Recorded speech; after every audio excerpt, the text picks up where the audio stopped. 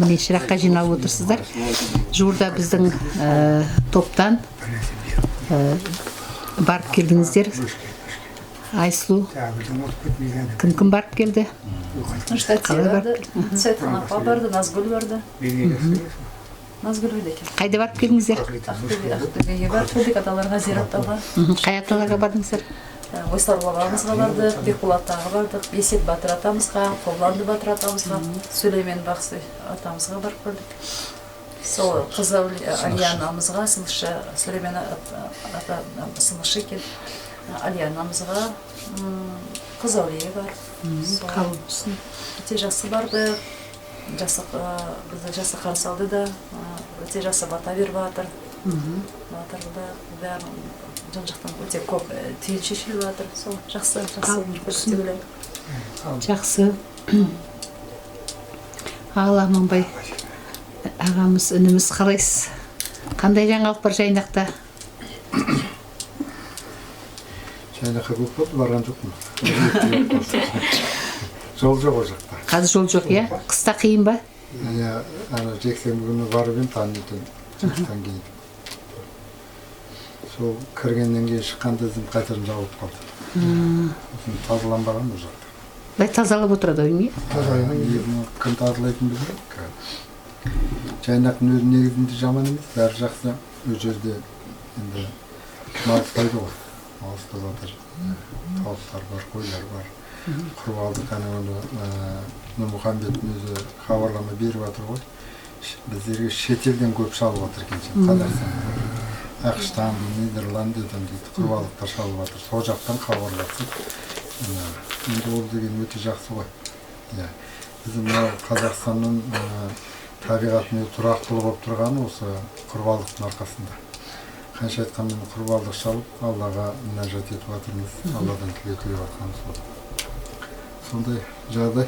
Жақсы, қабыл болсын, сауаптан болсын. Ал Нұрғиса, көп болды мұны ордаға басыңыз қосылмай бір әркім өз ісімен қалай жұмыс жүріп жатыр ордада? Жаңадан келіп жатыр. Бір қалыпты ма? Өзіміз жұмыс істеп отырсыз. Жаңадан емделушілер келіп жатыр екен, жаңа сол кісілерден сұхбат алып шықтым. Өксілі Алматыдан ба, Тараз? Тараздан, Шымкенттен. Жақсы. Ал қыздар Айгүл қалай? Бәрі жақсы ма? Айтарларыңыз бар ма? Ақбөбе қарындасымызды да құттықтап қояйық. Иә, осы жерде. Соны айтып қойыңыздар. Жеке-жеке құттықтағанбыз, көпшіліктің арқасында тағы да бір. Немен құттықтап жатсыздар? Не ол не? Сыйлық тарап жатыр ғой. Дарын алды. Өте жақсы, қуаныштымыз. Өсе-өсін. Одан да биік дәрежелер. Еңбегі бағаланып. Иә, еңбегі бағаланып. Биіктен көре керек. Құттықтаймыз. Бұдан да биіктен көре. Бұл бастан алсайына ғой бұл. Әлі Алла бұйыртса талай жүлдені алып келіп отырасың. Соған жеткізсін. Иә, арамызда қуаныш болып жатыр екен, иә? Қуанышыңыз өлмесін. Жақсы. Тағы қандай қуаныштар болып жатыр? Үйлену, той. Күтіп жатырмыз. Немере болып жатыр, иә? Немерелер келіп жатыр дүниеге. Бірнеше немерелер келіп жатыр осы жерде. Баясу да міне тосып отыр немересін. Енді міне Алладан тілеп. Құрбандық шалып, бүгін Жайнаққа кетті. Қабыл болсын. Қабыл болсын барлығы. Енді осы аталы жолда әрқайсымыз енді өту үшін, Аллаға жақындау үшін құрбандық шалып, Құран хатым түсіріп жатыр ғой халқымыз. Сол кейбіреу сұрайды, Құран хатым оқыды ма екен деп. Не болды деген сияқты сұрап жатады. Соған қалай қарайсыздар? Бұл қай жерден хабар келеді? Қайдан келеді хабар? Енді Құран хатым оқытып жатса, негізін ата-бабалар бағына оның белгісі енді аянмен келеді ғой, ризашылық білдіреді. Кімді қай атасын, қай несін деген анасы болса, не болса келіп көріп жатады. Аянмен келіп жатады. Мен өзім негізінен нағашы жынды көрдім, содан кейін енемді көрдім дегенде сол кісілерді сол немен аянмен көрдім. Енді ол кісілер сондай бір керемет жасап кеткен. нағашы әжемнен еткенде көп халық осылай. Келе жатыр дейді, кім келе жатыр деп мен де ұмтылып қарап жатырмын. Кім келе жатыр екен деп, тіпті бір үлкен адам келе жатқандай күтіп жатыр да жаңа. Сол қараса мен нағашы әжем келе жатыр жаңа. Қасында кісілер бар. Жаңа жап-жас жігіттер қасында қызмет істеп жүрген сияқты. Ана кісі келе жатыр, сонда құлпырып жап-жас көрінеді жаңа. Әдемі сонда көрінеді.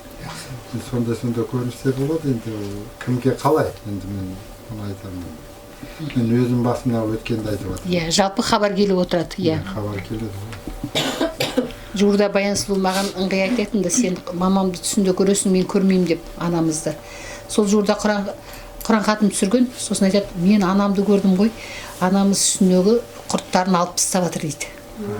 Содан енді айтады, тағы да көріп жатыр, нағашымды көрдім деп қуанып жүрді. Міне ол да бір 2 жылдан кейін міне жаңа көріп нетіп жатыр, хабар келіп жатыр. Сондықтан ол да біреуге сол күні көрсететін. Мен мысалы қалай киіндім, солай көре бастадым. Анамды да, әкемді де, ағамды да көріп сөйтіп еттім. Сондықтан мына Құран хатымның өзі жауабы келеді. Келмесе бір ісің алға басады, бір істеріміз жүріп жатады алға деген сияқты. Сол жақсы. Қос жүрегіне сол ақштан деп отыр ғой. ақштан менің қызым, менің балдарым сол Америкада тұратындар, солар енді құрбандық несі пайдасын, Құран хатым пайдасын жаңа көздері енді ашылып жатыр ғой, енді көріп жатыр да пайдасын. Соны өздері ұмтылып салып жатыр да. Жақында мен неге өзім еліме барып келіп, оралға сол өз жақындарыма сол ауыз еткізіп, салып барып сол құрбанның несін етін.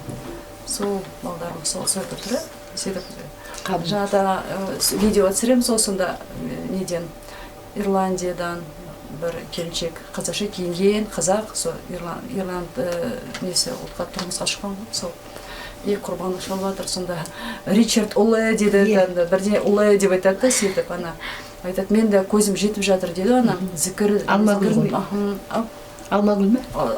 Солай да, Алмагүл, көзім жетіп жатыр дейді, зікірді қосамыз, сол сияқты құрбан шаламыз, шығарамыз, сол сияқты еліне қандай пайдасы тиіп жатқан. Бүкіл қайын жұртына сарылып отыр ғой?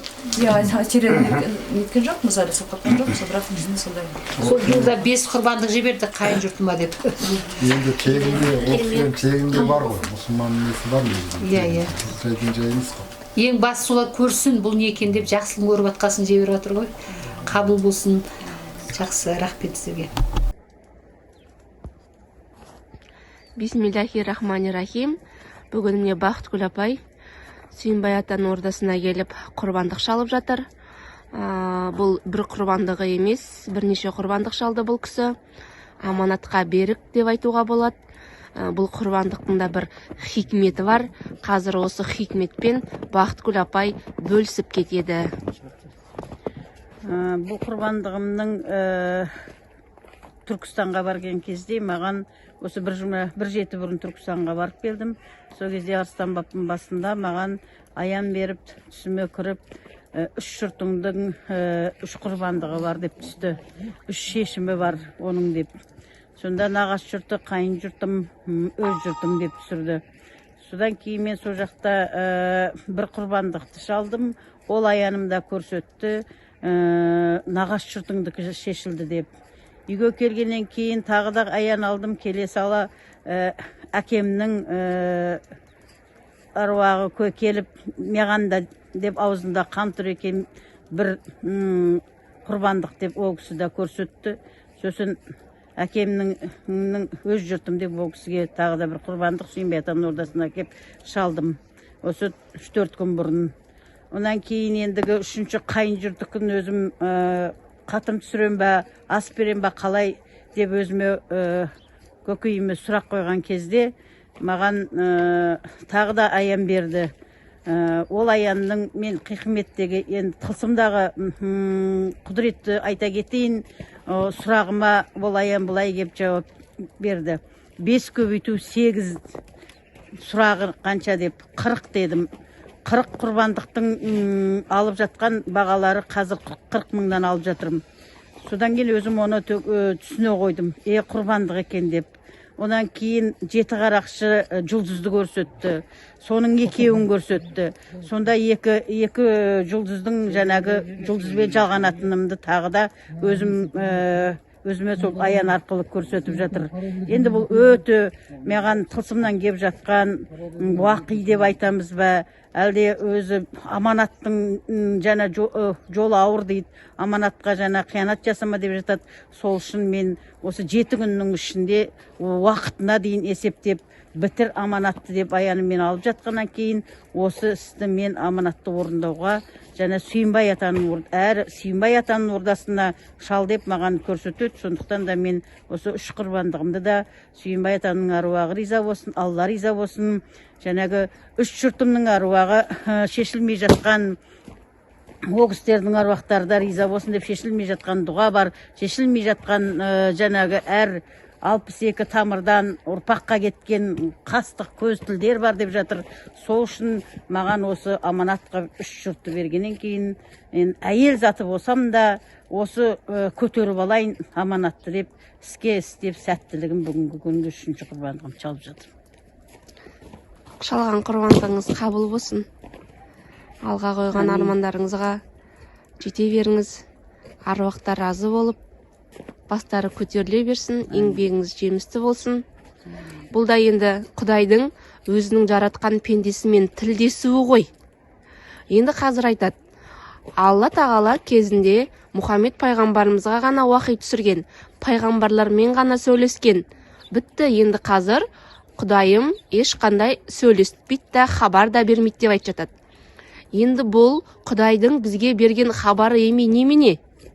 Мына қиналып жүрген пендесіне Алла тағала міндетті түрде өзінің бір жауабын көрсетеді. Айтады ғой, мына егер менің пендем кешірім сұраудан жалықпаса, мен оларды кешіруден жалықпаймын дейді Құдай. Ал пенделерім менен сұрауын тоқтатпай сұраудан жалықпаса, мен олардың сұрағанын беруден жалықпаймын дейді Құдай Алла тағала. Яғни бұл жерде нені түсінеміз? Құдай Алла тағала бізді жаратқаннан кейін Алла мейірімді, құдіретті, әділетті, пәк, бүкіл әлемнің раббысы, иесі жер мен көктің. Ол барлығын көруші, естуші, мына әр қайсымыздың ішімізде не болып жатқанын біледі ғой Алла тағала. Сондықтан мына көкейімізде жүрген сұрақтарға міндетті түрде мына амалымызға қарай, құлшылығымызға қарай, ниетімізге қарай Құдайым өзінің жауабын береді. Сондықтан бұл құрбандықтың үлкен бір сауабы бар, үлкен бір беретін пайдасы бар. Осы құрбандықтың қанымен шешілетін қаншама түйін бар. Енді Бақытгүл апай, еліңізге, жеріңізге, халқыңызға не айтасыз? Әлі қаншама адамдар осы құрбандықты үйде шала салсам болды емес пе? Үйден 7 шелпек пісіріп оқысам болды емес пе деп адамдар көп айтады. Өйткені хабарласқан кезде адамдардың сөздерінен байқаймыз. Кейбіреулері бірден иланады. Иә Гүлзей, дұрыс айтасың, шаламыз дейді. Ал кейбіреулер бір қарсылықтарын білдіртіп жатады. Сондай адамдарға не айтасыз? Өйткені енді бұның барлығын сіз көріп жатырсыз ғой. Әрбір шалған құрбандықтың артынан Құдайдың өзінің беретін сыйы тұр, нығметі тұр, шешілетін түйін тұр. Осыны басыңыздан өткеріп жатырсыз ғой. Сол сияқты пенделерге не айтасыз? Әрине бұл құрбандықты мына орда дейміз, Сүйінбай атаның ордасы. Бұл өте нұр түскен жер. Орда дегеннен кейін қаншама Алла тағала о жерге қаншама аруақтың рухы келіп, қаншама әулиелер келіп, бұл жерде нұр түскен жер деп есептейміз. Әмбе зікір салынады. Мына ағаларымыз аруаққа жалғанған, арттарында жаңағы өздерінің бүкіл періштелерімен бірге жүреді. Осындай жерлерде нұр түседі. Сондықтан да осы Сүйінбай атаның ордасында басқа да ордалар бар. Ордада шалынғанның үйде шалынғанмен айырмашылығы өте, арақашықтығы өте, енді қалай айтсам, жер мен көктей. Сонда қандай айырмашылық ол? Қандай айырмашылық? Мысалға үшін үйдегі шалынғанда енді адамдардың дәреттері болмайды, білем. шалып тастайды, бірақ дәретсіз шалынады бірден. Одан кейін ол Құранда ауыздарында жоқ, калимасы жоқ, еш нәрсеге мән бермейді, не аулақпырдары жоқ. Әйтеуір өздеріне бір алдамшы, мен шалдым деген өздеріне бір ойменен жаңағы істерін істеп, ісімізді бітірдік деп жатады. Бірақ артынан адам құрбандық шалғаннан кейін аян менен жана жетектелу керек. Менің өз басымда тәжірибемде солай. Қабылдады ма, қабылданбады ма, оны көрсетеді. Қателік өте құрбандық деген ол ойыншық нәрсе емес, еріккеннің ісі емес. Құрбандықтан қате кетірмеуге тырысу керек. Оның әрбір қанын, әрбір жаңағы сүйегіне дейін оның киесі бар екенін біле білу керек. Сондықтан да өз басым құрбандықтан көп. Мен таяқ жеген күндерімде болған. Шек-қарнын ашмай тыстай салған күн кезде маған қайтадан қабыл болған жоқ. Қайтадан шектің киесін білесің бе? Ол домбыра шектен келген. Сен қайдан келдің? Сен боқтан келгенсің деп маған аян менен жетектеп ұрысқан күндері де болған. Сондықтан да әрбір құрбандықтың әрбір мүшесінде сен жауап беруің керек ісіңді. Дұрыс айтасың. Енді қазір мына интернет желілерінен көп көріп жатамыз ғой, шалынған құрбандықтардың бастары, сирақтары, әсіресе ішек қарындары қоқыста жатады. Олар үшін тек қана қойды бауыздап қан ғана шығару маңызды. Ал енді оның әрбір малдың мүшесі, оның әрбір жаңағы өзіңіз айтқандай, мына адамға беретіні өте көп қой, сол құрбандықпен келетін. Бірақ соны біз өзіміздің мына салғырттығымыздан не істеп жатармыз? Шалған құрбандығымызды қабыл болмайтындай әрекет жасап жатамыз. Айтады ғой, мына оқыған Құраныңның, бағыштаған Құраныңнан қабыл болмауынан Құдай сақтасын дейді. Яғни қабыл болу деген бар, қабыл болмау деген бар. Сондықтан ағайындар, туған туыс, бауыр сіңілділер, елім, жерім, халқым, құрбандық ол өте бір жауапкершілікті керек ететін дүние. Мына қатым Құран, құрбандық шығарып жатады, шалып жатады. Яғни соның барлығына үлкен бір жауапкершілікпен, таза ниетпен қарауымыз керек. Мен ақша салдым деп, мынандай бізде бір іште бір менмендік болмау керек. Мен 21 мың теңгені аудардым, бітті. Енді маған қатым Құран шығарды ма, шығармады ма деген бізде тексеру деген болмау керек. Біз ниет еткен күннен бастап біздің сол амалымыз тылсымда таразы басына түседі. Бұл жерде бір Құдай бар, артымызда тұрған аруақ бар. Барлығын көруші, естуші солар. Сондықтан біз өзіміздің мына бір ғана ауыз сөзімізбен сол салған садақамызды, шалған құрбандығымызды су шайғандай не істемеуіміз керек, шайып жібермеуіміз керек. Одан өзі Құдай өзі сақтасын.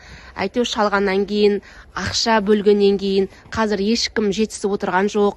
Барлығы бір жалақыға қарап отырған адамдар, бала-шаға, отбасы, кредит деген сияқты. Бірақ та осындай бір Құдай Алланың разылығы үшін, аруақтың разылығы үшін деп жатқан амалымыз берекелі болу үшін әр басқан қадамымызға абай болуымыз керек. Ал енді еліміз аман, тыныш болсын, шалған құрбандығыңыз қабыл болсын, амандық болсын. Амин.